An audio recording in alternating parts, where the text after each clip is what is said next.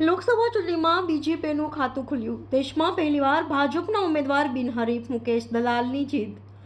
ચૂંટણી પહેલા જ કોંગ્રેસે ડ્રામા કર્યો, આજે પરિણામ આવ્યું. પાટીલ સુરત લોકસભા બેઠક પર છેલ્લા 2 દિવસથી ચાલી રહેલા રાજકીય ડ્રામાને અંતે રવિવારે બપોરે ચૂંટણી અધિકારી ડોક્ટર સૌરભ પારઘીએ કોંગ્રેસના ઉમેદવાર નિલેશ કુંભાણીનું ફોર્મ રદ જાહેર કર્યું હતું. કુંભાણીના ટેકેદાર બનેવી ભાણીઓ અને ભાગીદાર ચૂંટણી અધિકારી સમક્ષ હિયરિંગમાં હાજર જ થયા નહીં. બીજી તરફ ચૂંટણી અધિકારીએ કરેલી તપાસમાં ત્રણેય ટેકેદારોની અસલ સહી ઉમેદવારી પત્રમાં કરેલી સહી સાથે મેચ થઈ નહીં. એટલું જ નહીં, ટેકેદારોને ધાકધમકી કે દબાણ પણ કરવામાં આવ્યું ન હોવાનું તપાસમાં ફલિત થતાં ફોર્મ અમાન્ય જાહેર કરાયું હતું. આજે ફોર્મ ખેંચવાનો છેલ્લો દિવસ છે, ત્યારે સુરત બેઠક પર ભાજપના ઉમેદવાર મુકેશ દલાલ બિનહરીફ થયા છે.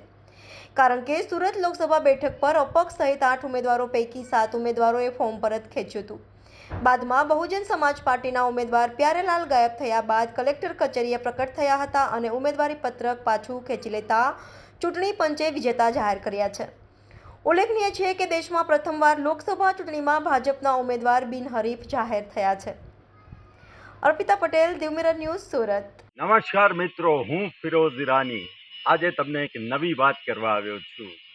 દીવ મિરર ન્યૂઝ જોતા રહો, સબસ્ક્રાઇબ કરવાનું ભૂલતા નહીં અને શેર કરવાનું પણ ભૂલતા નહીં. સત્યની સાથે જોડાતા રહો. નમસ્તે મિત્રો, હું છું ચાંદની પરમાર. આપની મનપસંદ ચેનલ એટલે કે દીવ મિરર ન્યૂઝ ચેનલને લાઈક કરો, શેર કરો અને ફોલો કરો. અને હા, તેમાં દરરોજ તાજા સમાચાર જોવાનું ભૂલશો નહીં.